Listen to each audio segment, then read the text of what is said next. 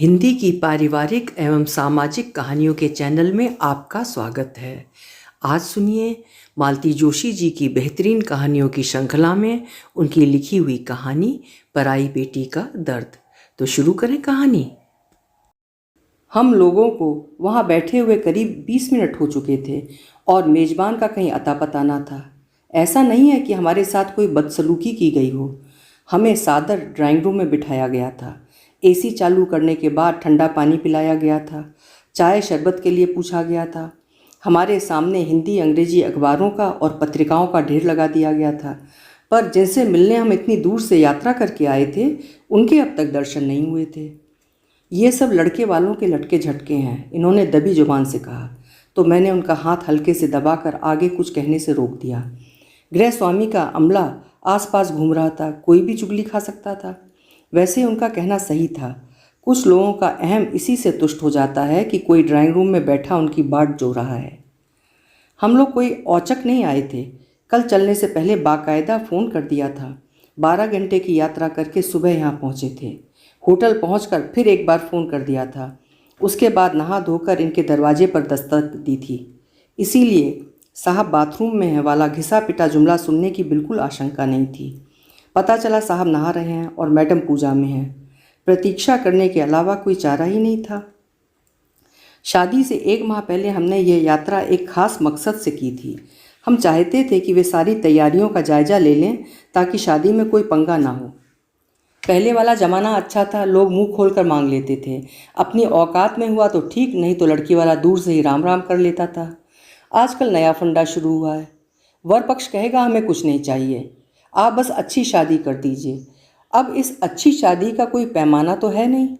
लड़की वाला बेचारा जान निकाल कर रख देता है, पर वर पक्ष का मुंह सूजा ही रहता है। कुछ ना कुछ खामी रह जाती है और बेचारी लड़की को उठते बैठते ताने सुनने पड़ते हैं। इसीलिए हम अपने साथ मैरिज प्लान का पूरा ब्लू प्रिंट लेकर ही आए थे। उस होटल का ब्रोशर लाए थे जहाँ बारात को ठहराया जाना था। हॉल के और मैरिज गार्डन के फ़ोटो ले आए थे। पहरानवी के कपड़ों की और मिलनी के लिफाफों की लिस्ट भी ले आए थे। अभी शादी में 1 महीना बाकी था। कम ज़्यादा कुछ हो तो इंतज़ाम किया जा सकता था। हमने तो नाश्ते के आइटम भी गिना दिए थे। रिसेप्शन का मेनू कार्ड भी बनवा लिया था। अपनी तरफ से पूरी तैयारी थी, बस सामने वालों की मोहर लगना बाकी थी। लंबी प्रतीक्षा के बाद पति पत्नी दोनों नमूदार हुए।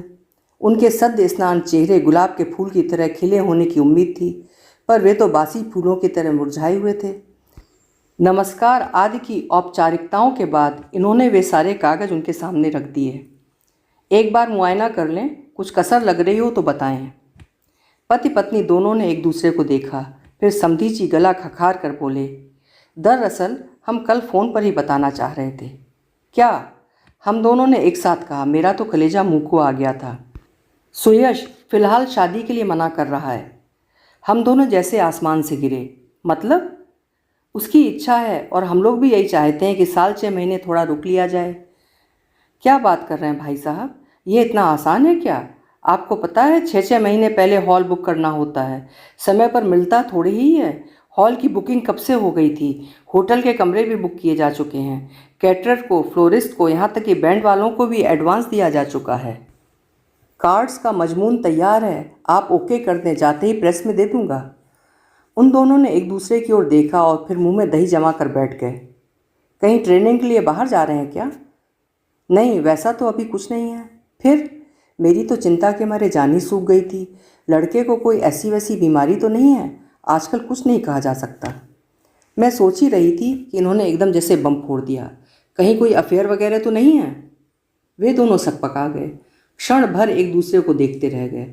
फिर श्रीमान जी बोले, अफेयर तो क्या, आप तो जानते हैं आजकल लड़के लड़कियां साथ में पढ़ते हैं, साथ में काम करते हैं, थोड़ी बहुत इंटीमेसी तो हो ही जाती है। मैं इंटीमेसी की नहीं, अफेयर की बात कर रहा था। अनजाने ही इनका स्वर थोड़ा तल्ख हो आया था। वे दोनों चुप बने रहे। इन्होंने ही फिर पूछा, ये किस्सा सगाई के पहले का है या बाद का? किस्सा वगैरह कुछ भी नहीं है जी। बेंगलोर में दोनों एक ही दफ्तर में हैं। पिछले 2 साल से एक ही प्रोजेक्ट पर काम कर रहे हैं। हम लोगों ने तो इस बात को इतना सीरियसली नहीं लिया था, हमें तो पता ही नहीं है। आपको ना सही, सुयश को तो पता होगा। उसे भी पता नहीं था कि लड़की इतनी खतरनाक है। श्रीमती जी एकदम बोल उठी। उसने तो धमकी दे डाली है कि अगर शादी ये हुई तो वो शादी वाले दिन ही सुसाइड कर लेगी। उनके पतिदेव ने उन्हें खा जाने वाली नज़रों से देखा, लेकिन अब तो तीर हाथ से निकल चुका था, इसलिए समझाइश भरे स्वर में बोले, इसी वजह से हम चाह रहे थे कि शादी कुछ दिन रोक ली जाए। साल 6 महीने में मामला थोड़ा ठंडा पड़ जाने पर चुपचाप कार्यक्रम कर लेंगे। चुपचाप क्यों? हम कोई चोरी नहीं कर रहे हैं। चुपचाप इसलिए कि उस सिरफिरी ने कुछ सचमुच कर लिया तो 100 लफड़े होंगे, पुलिस केस होगा, बदनामी होगी, सो अलग। ये एकदम उठ खड़े हुए। तो भाई साहब, आप उसी को बहू बना कर ले आइए। मैं अपने सिर किसी की हत्या नहीं लेना चाहता। उसका तो इस घर में आने का सवाल ही नहीं उठता। वो सीधे सीधे ब्लैकमेल कर रही है। ऐसी लड़की हमारे घर में नहीं आ सकती। तो आप किसी और को ले आइए, पर मेरी बेटी अब इस घर में नहीं आ सकती। आपका बहुत समय ले लिया, माफ़ी चाहता हूँ। और ये तो एकदम उठकर चल ही दिए। वे दोनों ही क्यों, मैं खुद भी भौचक रह गई थी। क्या सोचकर आए थे और क्या हो गया था। पैर घसीटती सी मैं उनके पीछे पीछे चल पड़ी। गेट के बाहर टैक्सी हमारा इंतजार कर ही रही थी। टैक्सी में बैठते ही मैं कुछ कहने जा रही थी, पर ड्राइवर की ओर इशारा करके इन्होंने मुझे बरस दिया। बड़ी मुश्किल से होटल पहुंचने तक मैं चुप बनी रही। कमरे का दरवाज़ा बंद होते ही एकदम फट पड़ी। थोड़ा सब्र से काम नहीं ले सकते थे आप? सब कुछ एक झटके में समाप्त करके चले आए। तो क्या करना चाहिए था मुझे? उनके गले मिलना चाहिए था या पैर पकड़ लेना था? एक बार सुयश से बातें कर लेते। वो लड़का अव्वल दर्जे का फरेबी तो है ही, परले सिरे का कायर भी है। ना उसमें माँ बाप का विरोध करने का साहस है, ना लड़की से सच कहने की हिम्मत है। वो सबसे आँख चुरा रहा है। ऐसी मिट्टी के माधव को मैं अपनी बेटी नहीं दे सकता। अंकिता से एक बार पूछ तो लिया होता। कोई भी स्वाभिमानी लड़की इस रिश्ते के लिए तैयार नहीं होगी, और मैं सोचता हूँ मेरी बेटी में पर्याप्त आत्मसम्मान है। लोग क्या कहेंगे? लोगों के डर से क्या लड़की को कुएं में फेंक दूँ? हम ना सही, कोई ना कोई तो लड़की दे ही देगा। हिंदुस्तान में लड़कियों की कमी थोड़ी ही है। तो क्या करने को कहती हो? अखबार में इश्तहार छपवा दें या सब जगह मुनादी करवा दूं? जब से हमारी बहस शुरू हुई थी, इनका स्वर क्रमशः ऊंचा होता चला जा रहा था। सुयश के घर पर इन्होंने अपना गुस्सा किसी तरह पी लिया था। वो अब बाहर निकल रहा था। इस आखिरी वाक्य में तो इनकी आवाज़ तार सप्तक पर पहुंच गई। मैं सहम कर चुप हो गई। होटल में बैठे थे हम लोग। आसपास के कमरों तक आवाज़ गई तो लोग क्या कहेंगे? इसके बाद इस विषय पर हम लोगों में कोई बात नहीं हुई। रात का सफ़र खामोशी से ही कटा, पर सुबह उतरने से पहले मुझसे नहीं रहा गया। मैंने कहा, आप नाराज़ तो होंगे, पर सारी रात मुझे नींद नहीं आई है। बस यही सोचती रही कि अंकिता से जाकर क्या कहूँगी। ये गंभीर स्वर में बोले, मैं भी नहीं सो पाया हूँ। अंकिता की मुझे चिंता नहीं है, उसके लिए हम अच्छा ही सोचेंगे।